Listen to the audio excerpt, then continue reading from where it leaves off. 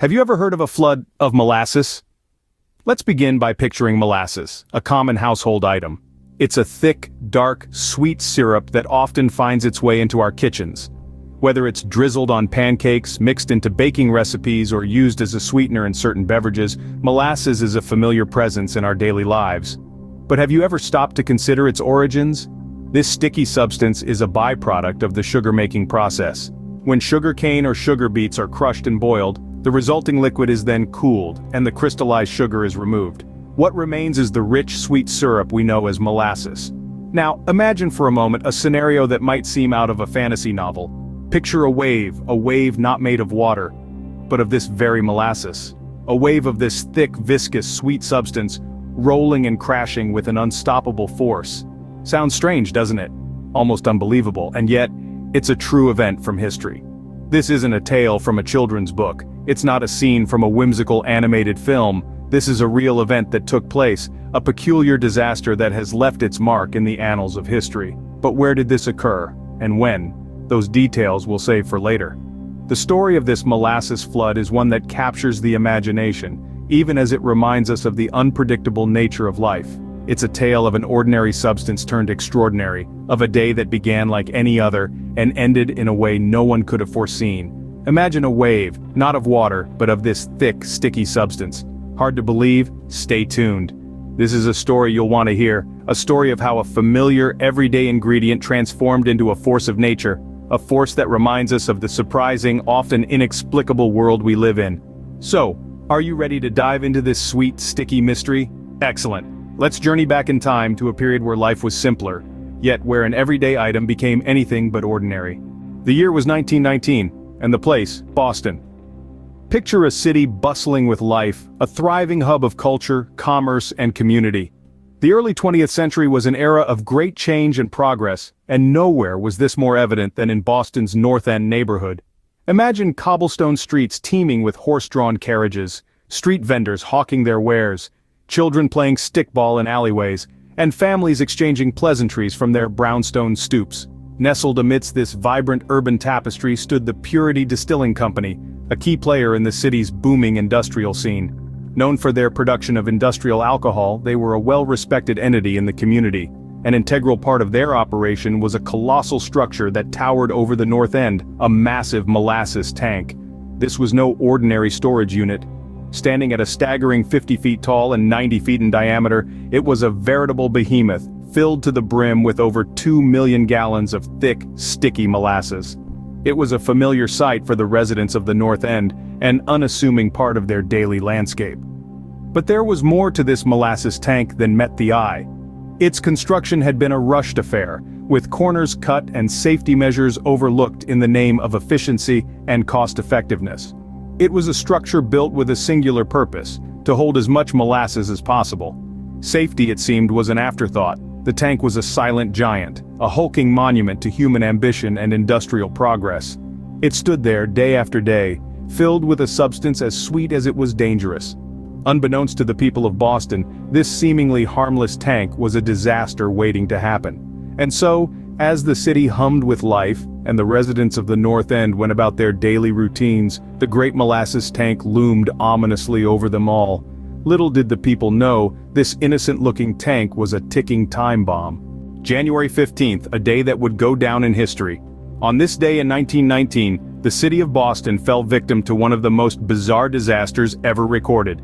It was an unseasonably warm winter day. Suddenly, a thunderous sound echoed through the streets, followed by a vibration that could be felt underfoot. Before anyone could comprehend what was happening, a wave, not of water, but of molasses, burst forth from the Purity Distilling Company's storage tank. Like a monstrous, slow-moving tsunami, 2 million gallons of the sticky, sweet substance surged through the streets at an astonishing 35 miles per hour.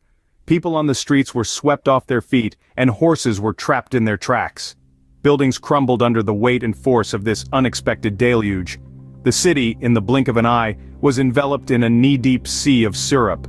The initial reactions were a mix of confusion, disbelief, and sheer terror. How could this be happening? Was it a dream, a practical joke, or perhaps a nightmare? But the reality was far too tangible and devastating to be anything but real. The air was filled with the sickly sweet smell of molasses, a scent that would linger in the city for weeks to come. People scrambled to higher ground, desperately trying to escape the sticky tide. Those who couldn't move fast enough found themselves ensnared in the molasses, trapped like flies in amber. The chaos was unimaginable, the panic palpable. Emergency services were quickly overwhelmed, struggling to reach the injured and trapped amidst the sticky onslaught. It was a race against time, a struggle to save as many lives as possible amidst a disaster that was as confounding as it was catastrophic. In mere moments, the city was plunged into a sticky nightmare. A day that began like any other had turned into a surreal catastrophe, a day that would be forever etched in the annals of Boston's history. In the wake of the disaster, the city was left in a state of shock. Boston, a bustling hub of the early 20th century, had been brought to its knees, not by fire or storm, but by a wave of sweet, sticky molasses. As the initial wave of disbelief receded, the grim reality of the situation began to sink in. The Great Molasses Flood had taken a heavy toll. 21 lives were tragically lost in the flood, and over 150 people were injured. Homes and businesses were leveled, infrastructure was destroyed, and the streets were coated in a thick, sticky residue that seemed impossible to remove. Rescue efforts were launched immediately, with first responders making their way through the sticky morass to reach those trapped in the wreckage. Their task was daunting. The molasses had hardened, trapping people and objects in a sweet but deadly embrace. It was a race against time, a battle against an unlikely enemy. Firefighters, police officers, and even Navy personnel from the nearby USS Nantucket worked tirelessly, using salt water and sand to break up and remove the hardened molasses. They worked around the clock, pulling survivors from the wreckage, rescuing horses stuck in the mire, and doing their best to restore some semblance of order to the chaos. The cleanup process was a monumental task. It took over 80,000 man-hours and several weeks to remove the molasses from the streets, buildings, and even the harbor where the molasses had flowed. The city was hosed down with fresh water from a fireboat, and sand was spread to absorb the remaining molasses. Despite the Herculean cleanup efforts, the molasses left a lasting mark on the city. For years after the disaster, locals claimed that on hot summer days, the sweet smell of molasses still permeated the air in the North End, a haunting reminder of the tragedy that had occurred. It took weeks to clean the city, but the scars of the disaster would last much longer. The Great Molasses Flood of 1919 was a tragic event that forever changed the face of Boston, a bittersweet chapter in the city's history. As the city recovered, questions began to arise. In the wake of the disaster, the public demanded answers. What had caused this torrent of molasses to ravage their city? Who was to blame? The search for answers led to an extensive investigation that would last for years. The company responsible for the tank, United States Industrial Alcohol Company, was immediately under scrutiny. Many believed that the construction and maintenance of the tank had been negligent, resulting in the catastrophe. The company, however, was quick to deflect blame, suggesting that the tank had been sabotaged by anarchists. This claim led to a complicated and lengthy court case, as both sides presented their arguments. The courtroom was filled with tension as the public awaited a verdict.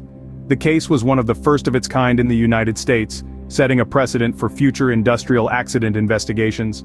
After a grueling 6 years of testimonies, expert analysis, and deliberation, the court reached a verdict.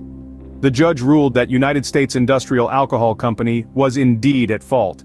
The tank had been improperly constructed and inadequately maintained. The notion of sabotage was dismissed as unfounded.